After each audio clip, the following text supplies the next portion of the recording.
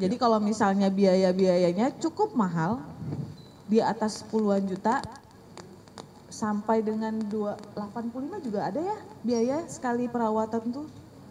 Bahkan ada yang membayar sampai 85 juta. Terima kasih Pak Ade dan Bapak Direktur Reskrimum dan Ibu Kasubdit Renakta dari Polda Metro Jaya.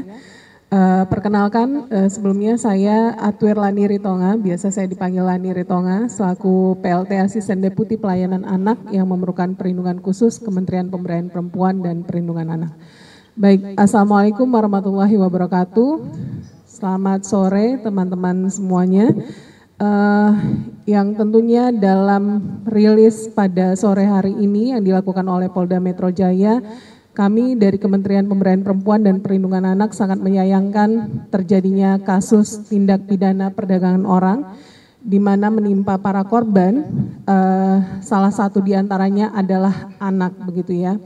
Dan tentunya ini menjadi pembelajaran bagi kita semua bahwa latar belakang terjadinya kasus tindak pidana perdagangan orang, khususnya anak gitu ya, ini disebabkan terjadinya faktor-faktor antara lain adalah kurangnya pengawasan dan pengasuhan orang tua. Sehingga salah satu korban yang tadi disampaikan bisa sampai pada satu titik di mana anak itu juga mendapatkan sabotase untuk data data kependudukannya.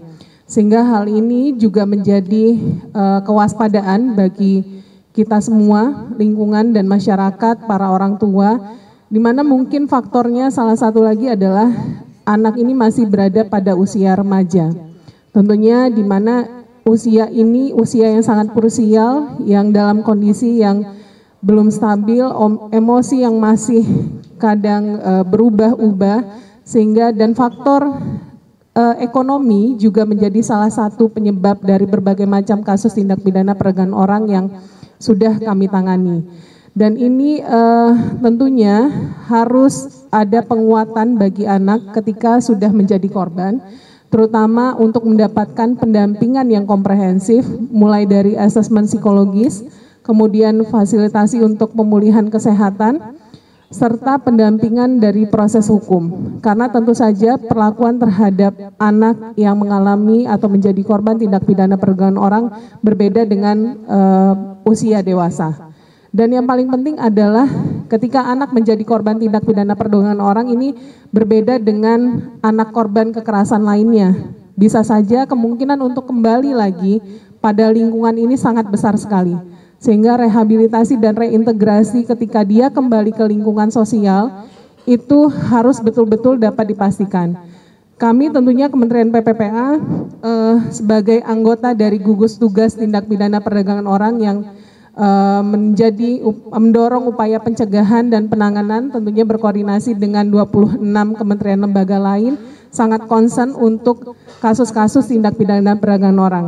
Dan kami mengapresiasi sekali upaya dari Polda Metro Jaya dan respon cekatan dari tim penyidik atas keberhasilan untuk menahan tersangka gitu ya, dan tentunya upaya kita tidak akan bisa berhenti sampai sini karena ada upaya-upaya pemulihan terutama bagi perempuan dan anak yang tadi memerlukan perlindungan khusus. Demikian mungkin yang dapat saya sampaikan. Terima kasih. Wassalamualaikum warahmatullahi wabarakatuh. Baik, terima kasih Bu Lina atas arahan. Bu Lani, maaf, mohon maaf lahir batin Bu. Bu Lani kebalik ya, mohon maaf Bu. Selanjutnya dari Pemprov DKI kami persilakan. Udah sering ketemu. Udah 6 kali ketemu. Mohon maaf Bu. Mohon izin Bapak Ibu. Assalamualaikum warahmatullahi wabarakatuh. Yang saya hormati Bapak Direktur Reskrimum Polda Metro Jaya, kemudian Bapak Kabid Humas Polda Metro Jaya, Ibu Kasubdit Renakta beserta tim penyidik, kemudian Ibu Lani dari PLT Asdep layanan yang memerlukan perlindungan khusus Kementerian PPPA dan seluruh awak media yang saya hormati. Perkenalkan, saya Ibu Yuni Surbakti selaku Kasubag TU UPT Pusat Perlindungan Perempuan dan Anak Provinsi DKI Jakarta. Mohon izin pada kesempatan ini kami mewakili Bapak Kepala Dinas PPAPP Provinsi DKI Jakarta, di mana UPT kami ini berada di bawah koordinasi Dinas PPAPP Provinsi DKI Jakarta. Bapak Kepala Dinas menyampaikan apresiasi kepada Polda Metro Jaya beserta jajarannya yang telah bergerak cepat mengungkap kasus dugaan TPPO dengan modus mail order bride. Nah, sejak awal kami telah dilibatkan, ini berdasarkan surat rujukan kepada kami, ini terdapat satu korban berusia anak, kemudian satu orang korban perempuan yang TKP-nya berada di wilayah Jakarta. Dinas PPAPP melalui UPT PPPA Provinsi DKI Jakarta telah memberikan layanan terhadap kasus ini. Yang pertama, ini kami telah melakukan asesmen kasus dan identifikasi kebutuhan korban. Kemudian yang kedua, kami juga melakukan analisis risiko dan menempatkan korban di rumah perlindungan guna mengkondisikan agar korban steril dari pengaruh pihak lain sehingga korban dapat secara objektif memberikan keterangan serta berkomitmen dalam proses hukum. Nah, selanjutnya juga kami telah melakukan pendampingan di kepolisian, kemudian pendampingan visum et repertum, kemudian juga kami sudah melakukan konsultasi hukum, pemeriksaan psikologis, kemudian pendampingan medis terkait pemeriksaan kesehatan korban, dan juga pengajuan terlindung LPSK dan akses hak restitusi. Nah, untuk selanjutnya ini kami akan terus melakukan pendampingan, penanganan, perlindungan serta berkoordinasi dengan pihak-pihak lain dalam rangka pemenuhan hak kepada korban.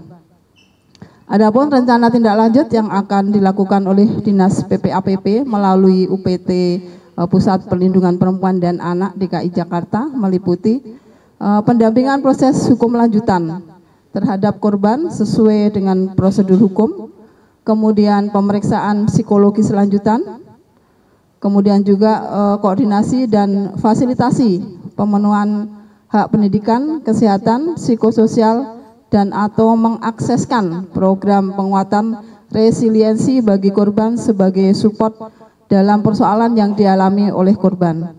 Kami juga mendorong dan mendukung langkah proses penegakan hukum dan siap berkolaborasi untuk kepentingan terbaik bagi korban dan mencegah keberulangan kasus. Kami mengedepankan perlindungan terhadap korban. Kami menghimbau kepada media, masyarakat dan lingkungan di sekitar korban untuk bersama-sama melindungi korban dan keluarganya, menghargai privasi mereka, serta memberi dukungan terhadap mereka agar terus memproses permasalahan ini sesuai aturan hukum yang berlaku. Barangkali itu saja yang dapat kami sampaikan. Saya akhiri, wabillahi taufik walhidayah. Wassalamualaikum warahmatullahi wabarakatuh. Waalaikumsalam. Baik, terima kasih Ibu. Baik rekan-rekan, selanjutnya kami persilakan kepada rekan-rekan jurnalis yang ingin melakukan pendalaman terkait apa yang sudah dijelaskan oleh beliau bertiga ya. Silakan, mohon bantuan sound system, kemudian pertanyaan dari Mas dan Mbak ditujukan kemana ya? Terkait dengan Ria Beauty ya. Untuk penanganan kecantikan ini, kita mungkin akan ke TKP ke Malang untuk RTL selanjutnya dan mungkin akan berkoordinasi dengan Polda setempat. Yang satu lagi apa? Ya, udah ada konsumen yang dirugikan. Oh ya, kalau konsumen perawatan ini kan cocok-cocokan ya. Ada yang cocok, ada yang enggak. Jadi sebagian orang mempunyai dampak efek dari derma roller tersebut sampai dengan perlukaan. Korbannya banyak dan kami selalu membuka peluang bagi korban untuk melaporkan hal tersebut di unit 1 Renakta Polda Metro. Ya. Terus yang untuk TPPO, yang mulia udah selesai? Yang pihak hotel tahu nggak? Pihak hotel, oke. Untuk pihak hotel tidak tahu sama sekali karena posisinya dia menyewa kamar suite dan memasukkan orang menunggu di ruang tamu. Jadi untuk tindakannya dilakukan di kamar dan itu kan tidak lama. Untuk satu orang kan tidak terlalu lama penanganannya. Jadi untuk pihak hotel itu nggak terlalu curiga sama perbuatan tersebut. Tapi nanti akan didalami apakah pria ini sering memesan selama 5 tahun terakhir nih dia memesan di hotel tersebut. Nanti kita akan dalami kembali. Untuk yang TPPO memang sudah banyak yang dikirimkan ke Cina. Untuk datanya kita belum bisa sampaikan karena belum ada yang fix. Dia hanya menyatakan sudah beberapa orang tapi tidak mau memberitahukan data yang fix ke kita. Mungkin kami akan pengembangan kembali terkait TPPO tersebut, mail order bed itu, dan akan kami sampaikan kembali ke pihak media. Untuk bagaimana mencari mangsanya itu gimana, Mbak? Modus pencarian. Oh iya, modusnya mereka itu kan sudah ada jaringan tersendiri ya. Jadi via WeChat, Media sosial. Iya, media sosial. Mereka melakukan chattingan dari pihak Indonesia maupun dari pihak yang dari Cinanya. Menawarkan beberapa orang perempuan warga negara Indonesia dan akhirnya jika cocok bayar dan mereka akan menjemput sendiri ke Indonesia karena akan dilakukan perkawinan di sini secara siri. Baru dibawa lagi ke Cina pengantinnya. Jadi kelihatannya seperti resmi ya, maksudnya datang mengunjungi orang tua, minta izin dan melakukan kawin siri. Tapi di balik itu semua pihak ketiganya itu mendapatkan keuntungan. Dan bukan cuma sedikit ya, lumayan loh. Hampir 100-an gitu untuk tiap orangnya. Cukup? Oke, Mbak. Baik, silakan. Kan secara resmi ya kepada kita. Maksudnya kita membuka peluang untuk mereka melapor ke kita. Jadi akan kita data, mungkin posko unit 1 akan kita buka untuk korban-korbannya dengan membawa administrasi yang lengkap seperti bukti pembayaran, KTP, terus foto-foto dan lain-lain. Karena dia kan mengaku selaku korban ya. Jumlahnya kalau saya ikutin dari media sosial ahli-ahli kecantikan yang resmi itu banyak sekali ya yang komentar. Cuman kita belum pastikan mereka itu korban atau memang pansos saja. Gitu. Terus yang biaya perawatan, perawatannya banyak ya. Ada yang dilakukan di muka, ada yang dilakukan di tangan, bahkan di kemaluan dan anus pun juga ada. Untuk harganya sangat lumayan mahal ya. Yang di muka saja itu kita membayar itu 15 juta per sekali treatment, minimal. 15 juta, bayangkan kalau misalnya satu hari bisa dilakukan untuk 12 sampai 15, berarti omsetnya itu ya bisa sampai 200-an juta. Itu belum lagi menggunakan